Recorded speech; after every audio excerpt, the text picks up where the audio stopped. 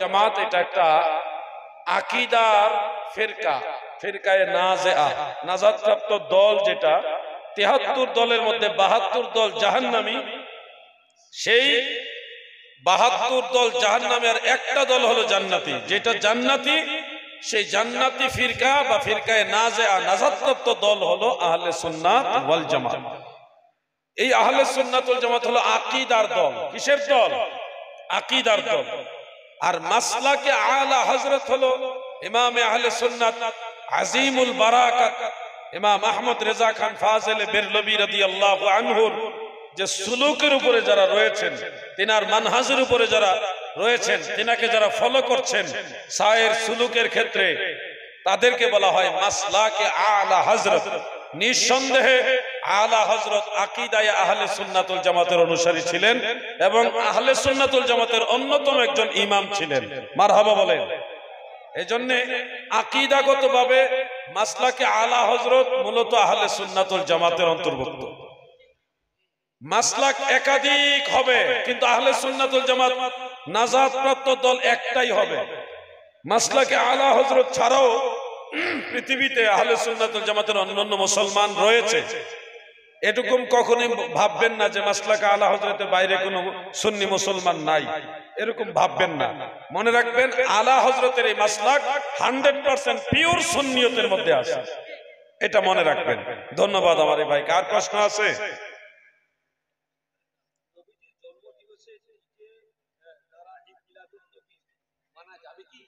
প্রশ্নটা হলো নবী করিম সাল্লাল্লাহু আলাইহি ওয়াসাল্লামের জন্মদিবসে ডিজে বাজনা বাজিয়ে জন্মদিবস বা ঈদে মিলাদুন নবী পালন করা যাবে কিনা? কোন ক্রমে ডিজে গান বাজিয়ে নবীজির মিলাদ পালন করা যাবে না। মিলাদুন নবী পালন করার একটা সুনির্দিষ্ট পদ্ধতি রয়েছে, সেই পদ্ধতি আপনাকে ফলো করতে হবে। পদ্ধতিগুলি সাহাবায়ে কেরামের কর্ম থেকে আমরা শিখেছি। সাহাবায়ে কেরাম নবী করিম সাল্লাল্লাহু আলাইহি সাল্লামকে রিসিভ করতে গিয়ে জশ্নে জুলুস করেছেন, আনন্দ র্যালি করেছেন শান্তিপূর্ণভাবে, যেটা সহিহ মুসলিমে জিলদে সানির বাবু ফি হাদিসিল হিজরাতের মধ্যে এবং মুসনাদ আবি আলা শরীফের মধ্যে উল্লেখ যে ফাসাইদার রিজালু ওয়ান নিসাউ ফাওকাল বুয়ুত ওয়া তাফাররাকাল গিলমান ওয়াল খুদ্দাম ফি তুরুক ইউনাদুনা ইয়া মুহাম্মাদু ইয়া রাসূলুল্লাহ ইয়া মুহাম্মাদু ইয়া রাসূলুল্লাহ। ঘরের ছাদে মহিলারা দাঁড়ায় গেছে, অনেক পুরুষেরা ঘরের ছাদে ছাদে দাঁড়াইছে, আর বালক বালিকারা খাদেমরা সবাই রাস্তায় নেমে জশ্নে জুলুস করেছে, নারায়ে রিসালাতের স্লোগান দিয়েছে। আর আল বিদায়া ওয়ান নিহায়ার মধ্যে উল্লেখ, তারা সবুজ গাছের ডালের অগ্রভাগ, সবুজ পাতা হাতে নিয়ে এইভাবে নারায়া নারায়া আমার নবীর আগমনে গজল গেয়েছে। তালাআল বাদরু আলাইনা মিন সানিয়াতিল বিদা ওয়াজাবা শুকরু আলাইনা মা দাআ লিল্লাহি দা। বলুন না, তালাআল বাদরু আলাইনা মিন সানিয়াতিল বিদা ওয়াজাবা শুকরু আলাইনা মা দাআ লিল্লাহি দা। এই জন্য সাহাবীদের কাছ থেকে শিখে আমরা এই কাজগুলি করি। নবীর শানে গজল গাই, নাতে রাসূল বলি, নারায়ে রিসালাতের স্লোগান দেই, আনন্দ র্যালি করি, জশ্নে জুলুস করি। এই পদ্ধতিতে আমরা জশ্নে জুলুস করে থাকি। সবুজ পতাকা হাতে নেই, সবুজ খেজুরের ডাল দরকার নেই, যেহেতু সবুজ পতাকা আছে। এই জন্য জশ্নে জুলুস সুন্নি ইমামরা যেভাবে শিখাইছে ওইভাবে করবেন। ডিজে গানের মাধ্যমে বক্স বাজিয়ে ধুরুম ধারুম ধুরুম ধারুম দিয়ে যদি এরকম জশ্নে জুলুস করেন, তাহলে আল্লাহ রাসূল আপনার উপর বেজার হবে। এই কাজের দ্বারা নবীর শাফাত পাওয়া তো দূরের কথা, জাহান্নাম থেকে বাঁচতে পারবেন না। কথা বুঝতে পারছেন? তাহলে জশ্নে জুলুস করার সঠিক পদ্ধতিটা আমরা জানলাম। আর ডিজে গান মিলাদুন নবীতে চলবে না। বলেন চলবে না। এরপরে প্রশ্ন আছে কিনা? হ্যাঁ, ব্যাংক থেকে লোন নেওয়া হালাল না হারাম, এই প্রশ্ন করলে তো বিপদ। ব্যাংকওয়ালারা যদি এই আলোচনা শুনে বা এটা যদি ভাইরাল হয়, তাদের ব্যবসায় যদি কোনো ভাটা পড়ে, তাহলে তো আমার বিরুদ্ধে ভারতীয় মামলা হবে। এই জন্য আমি এটা নিয়ে বিস্তারিত আলোচনা করতে চাচ্ছি না, যেহেতু প্রতিষ্ঠান কেন্দ্রিক একটা প্রশ্ন। আমি আপনাকে এটুকু বলবো যে সুদ সেটা ব্যাংকে হোক, ইন্স্যুরেন্স কোম্পানিতে হোক, ব্যবসার মাধ্যমে হোক, যেই কোনো ভাবে হোক, ইন্টারেস্ট নামে হোক, মুনাফা নামে হোক, সুদ নামে হোক, আর লাভ নামে হোক, যেই নামে হোক, এটা হারাম হারাম হারাম। হারাম কখনো হালাল হয় না। আপনাকে একটা পদ্ধতি বলে দিতে পারি, হিকমত, যে পদ্ধতিটা হলো নিজের ইচ্ছার বাইরে সিস্টেমের প্রটোকলের কারণে যদি কখনো আপনার মোবাইলে বা অ্যাকাউন্টে ইন্টারেস্ট চলে আসে, যেটা আপনি চান নাই, প্রটোকলি সিস্টেমের কারণে চলে এসছে, এই ইন্টারেস্টের টাকাটা আপনি নিজে খাবেন না, নিজে খরচ করবেন না। ওই টাকাটা সওয়াবের নিয়ত ব্যতীত এতিম মিসকিনকে দান করে দিবেন, মানে দিয়ে দিবেন, দান না দিয়ে দিবেন। ওটা সওয়াবের নিয়তে দেওয়া যাবে না, ইন্টারেস্টের টাকাটা। আশা করি যারা বুঝার বুঝছেন, না বুঝলে আবার কিছু করার নাই।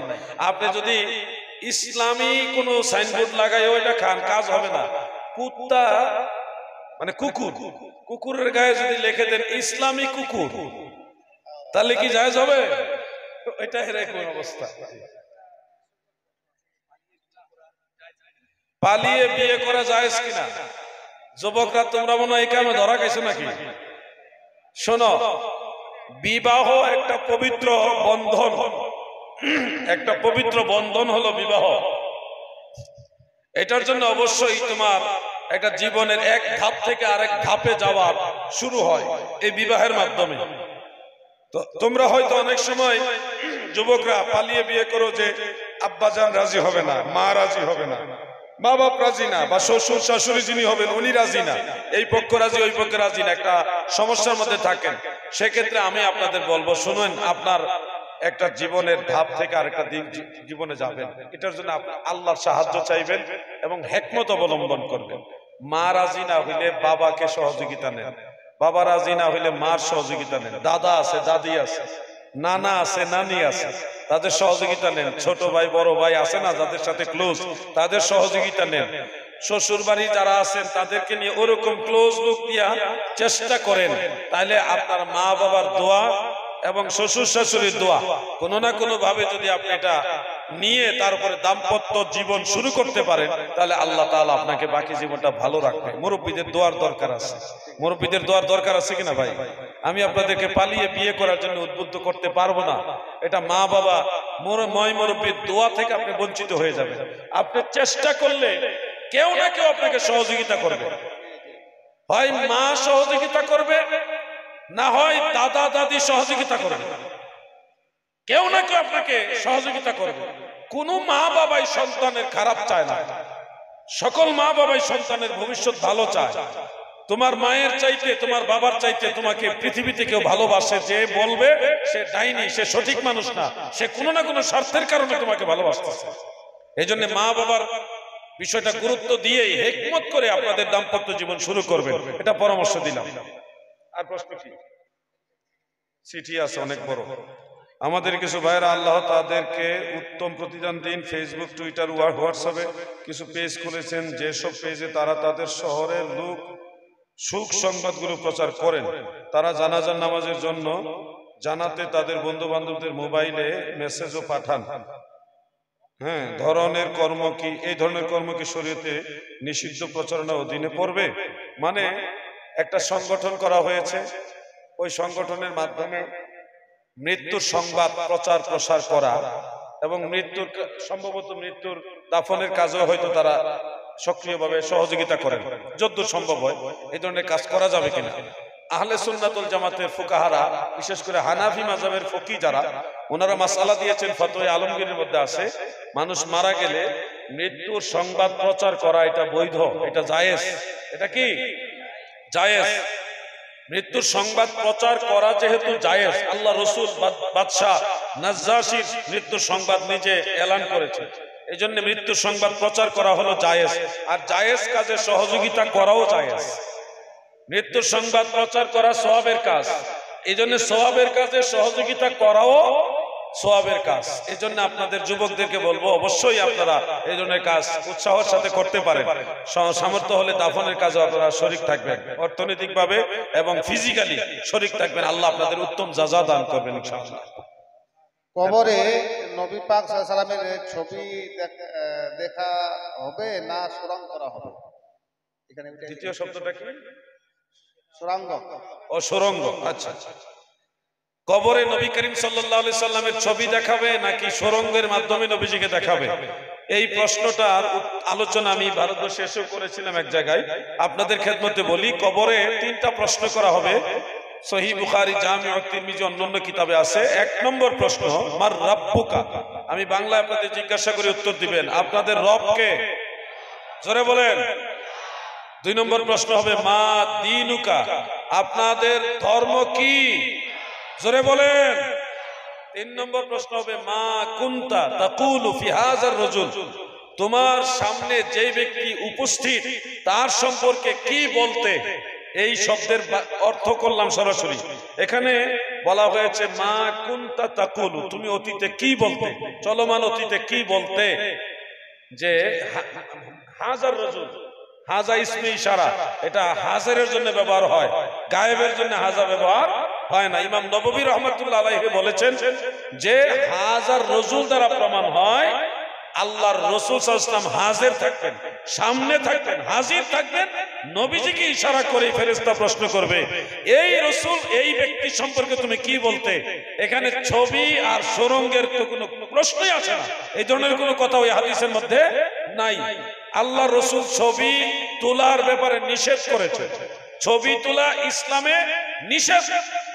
বিনা প্রয়োজনে ছবি তোলা যাবে না, প্রয়োজনে মুবাহ, বিনা প্রয়োজনে ছবি তোলা যাবে না। যেখানে ছবি তোলাই নিষেধ সেখানে আল্লাহ রাসূলের ছবি দেখাবে, এটা কি হয়? এটা কি হতে পারে? কোনোদিনও হতে পারে না। সুরঙ্গ করে দিবে, এটাও একটা কিতাবুল আজগুবির কথা। সুরঙ্গ করে দিলে আপনার এইটার নাম কি? নওদা থেকে কবরে সুরঙ্গ করবে হাজার হাজার মাইল দূরে মদিনা শরীফে রওজা মুবারকে আপনি দেখবেন, কিন্তু তারা বলে নবীজি আমাদেরকে দেখে না। আপনি সুরঙ্গের মাধ্যমে মদিনা পর্যন্ত দেখবেন আর নবীজি আপনাকে দেখে না, তাইলে তো বোঝা গেল এরা আসলে যে মিথ্যাবাদী, তাদের ওয়াজের মাধ্যমে প্রমাণ হয়ে যায়। ঠিক না বেঠে? এই জন্য সুরঙ্গ করে দিবে, ছবি দেখাবে। এইগুলি হলো কিতাবুল আন্দাজের কথা, মানে মিথ্যা কথা, অগ্রহণযোগ্য কথা। এগুলি কখনোই গ্রহণযোগ্য নয়। জি, এরপরের প্রশ্ন।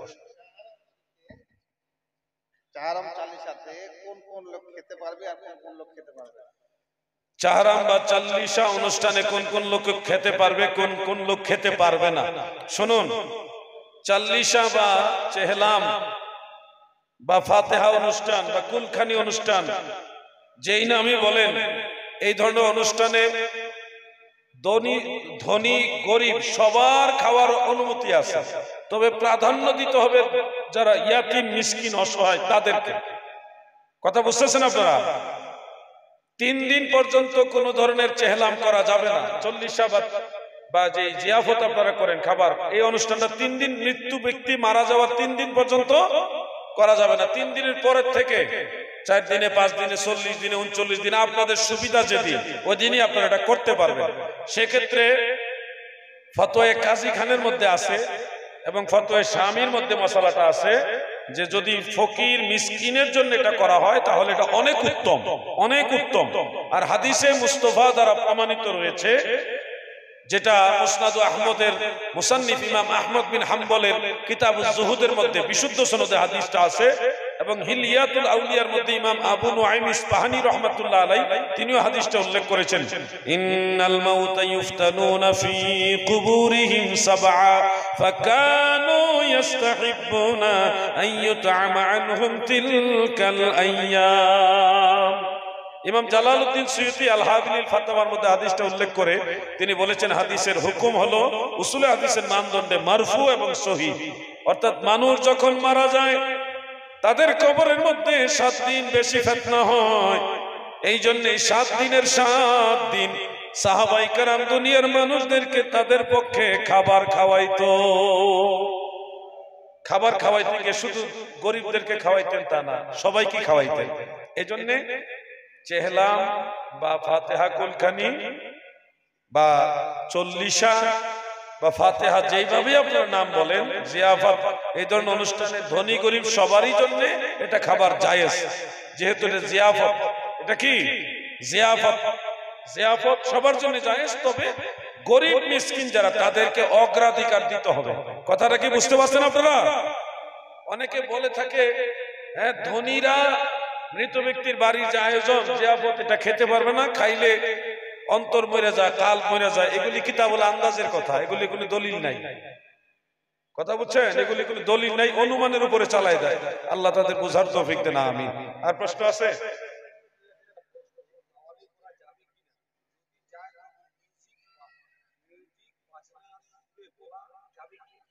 কাওয়ালি করা যাবে কিনা? যদি করা যায় তাহলে মিউজিক সহকারে করা যাবে কিনা?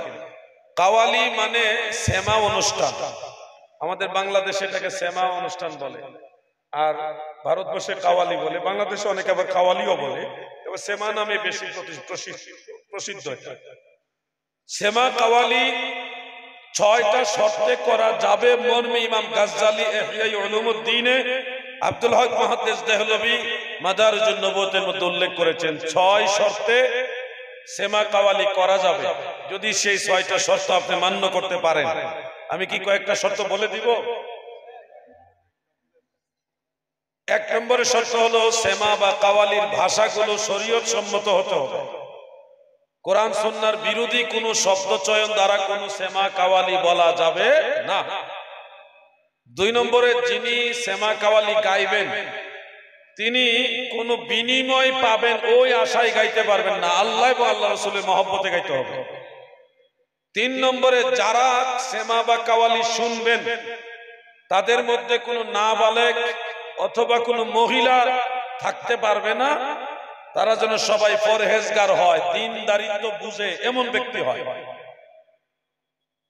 এবং এটার ওই মজলিসে কোনো হালুয়া বা তবরক, বিরিয়ানি, খিচুড়ি পাবে ওই নিয়তে সেমা কাওয়ালি অনুষ্ঠানে যেতে পারবে না শ্রোতাদের। এটা 3 নম্বর শর্ত। বুঝতেছেন না আপনারা? 4 নম্বরের শর্ত হলো ওই মজলিসের মধ্যে বেনামাজি কেউ থাকতে পারবে না।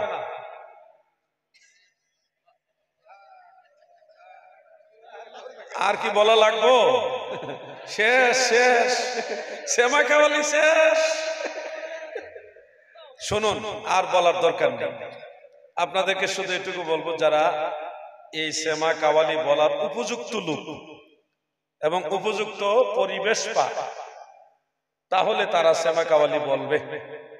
কোন ক্রমে কোনো মিউজিক ব্যবহার করা যাবে না। আপনি দফ ব্যবহার করতে পারবেন, দফ। আ'লিনু হাযা নিকাহ ওয়াজআলুহু ফিল মাসাজিদ ওয়াদরিবু আলাইহি বিদ্দুফুফ, রাওয়াহু তিরমিজি। দফ বাজাইতে পারবেন, হারমোনি বাজানো যাবে না, বাঁশি বাজানো যাবে না। তাহলে মিউজিক তো বাঁশির অন্তর্ভুক্তই, মিউজিক চলবে না। আপনারা শরীয়ত মেনে যদি গাইতে পারেন গান, আর যদি শরীয়তের উপর আঘাত করে তাহলে এই কষ্ট করে গান গাইলেন, সেমা কাওয়ালি করলেন, কইরা তো লাভ হইল না, আরো ক্ষতি হইল। এই কষ্ট করে ক্ষতি হইলে এটা দরকারটা কি? আমার ভাইদের আল্লাহ বুঝার তৌফিক দেন, আমিন। ঠিক আছে, এরপরে কি? এরপরে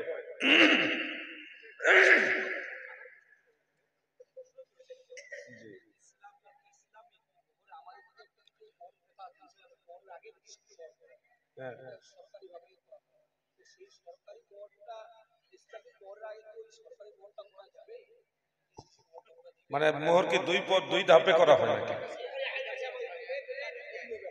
আচ্ছা, রেজিস্ট্রির মোহর একটা, আর ইসলামী মোহর কি আলাদা ধার্য করা হয় কিনা? আচ্ছা, যদি ইসলামিক মোহর ধার্য করা হয়, ইসলামিক মোহর হিসেবে আগে ধার্য করা হয়, রাষ্ট্রীয় আইনের আওতায় বিধায় সে আইনের মোহর আলাদা ধার্য করা হয়। এক্ষেত্রে স্বামী স্ত্রী, ছেলে মেয়ে এবং তাদের উভয়ের পক্ষের গার্জিয়ান সম্মত হয়ে যদি ইসলামিক মোহরের বিষয়টা করে থাকে তাহলে ওটাকেই প্রাধান্য দিবেন, এবং রাষ্ট্রের আইনের বিষয়টাকে প্রাধান্য দিতে হবে।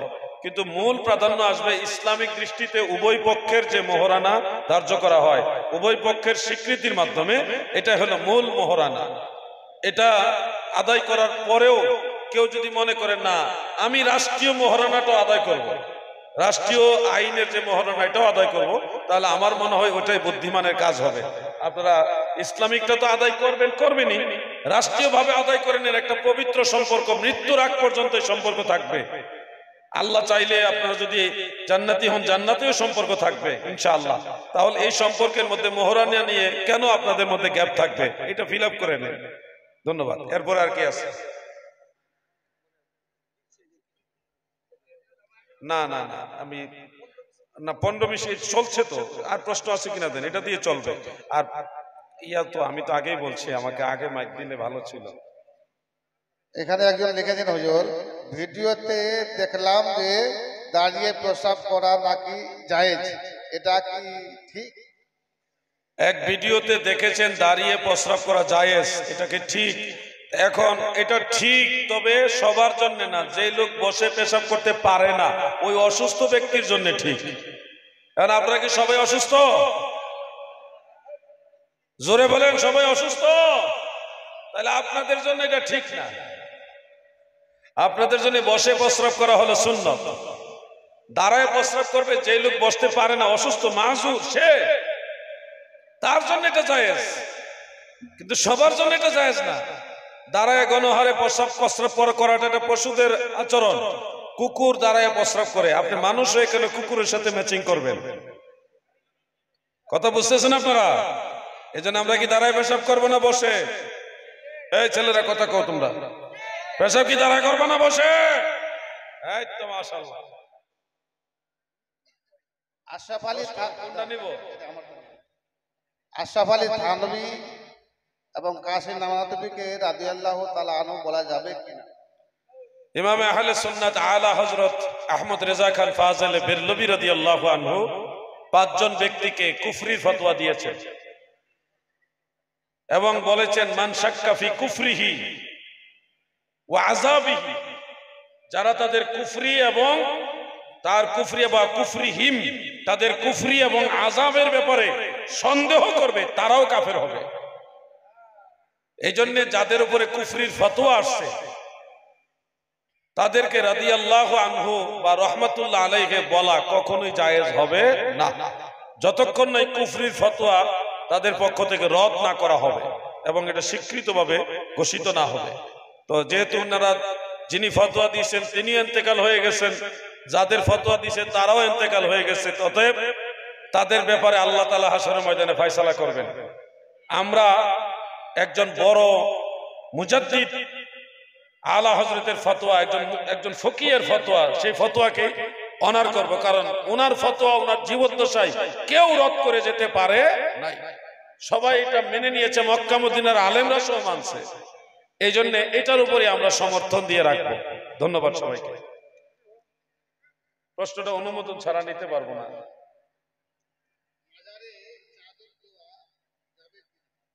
মাজারে চাদর দেওয়া যাবে কিনা? মাজারে চাদর দেওয়ার মাসআলাটা হলো, শায়েখ আব্দুল হক মুহাদ্দিস দেহলভী এবং তাফসীরে রুহুল বায়ানে ইসমাইল হাক্কি হানাফি ওনারা বলেছেন এটা মুবাহ। আল্লাহর ওলিদের প্রতি তাজিম তাকরীম প্রদর্শন করার উদ্দেশ্যে, মানুষদেরকে আল্লাহর ওলিদের প্রতি সম্মানী বা তাজিম বাড়ানোর উদ্দেশ্যে যদি গিলাফ ব্যবহার করা হয়, চাদর ব্যবহার করা হয়, তাহলে এটা জায়েজ আছে।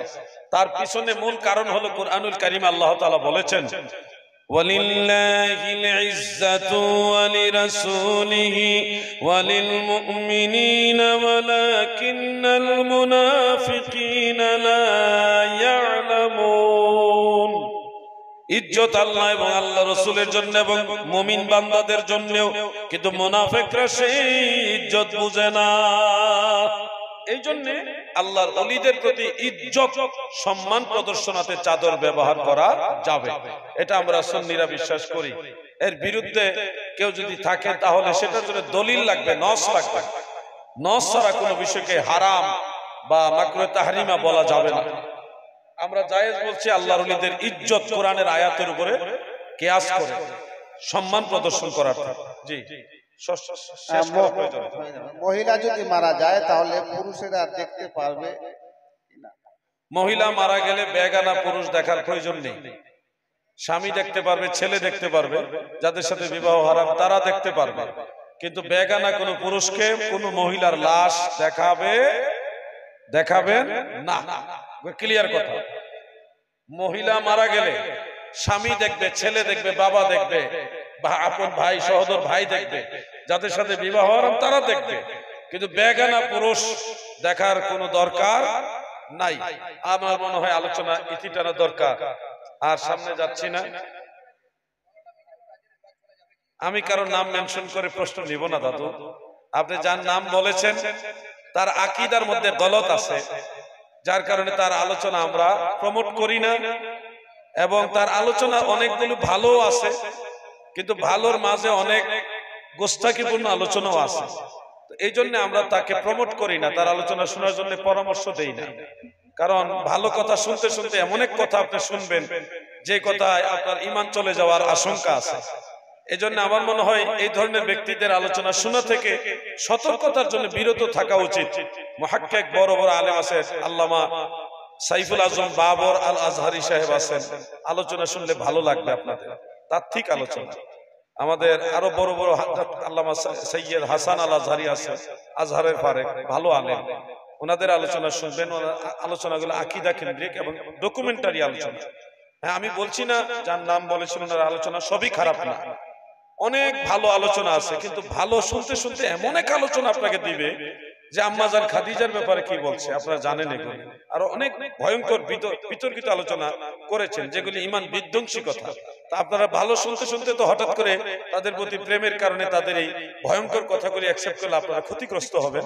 এই জন্য আমাদের পরামর্শ হলো, যেহেতু আমরা আর আপনাদের মধ্যে একটু বেশ কম আছে, আমরা আকীদা বুঝি, আকায়েদ শাস্ত্র বোধ আমাদের জ্ঞান আছে, আপনাদের সবার ওই জ্ঞানটা নাই, অনেকের আছে অনেকের নাই। এজন্য সতর্ক থাকাটাই আপনাদের জন্য বুদ্ধিমানের কাজ হবে। ধন্যবাদ। আজকে আর না, আসেন দাঁড়ায় নবীজিকে সালাম জানাইয়া।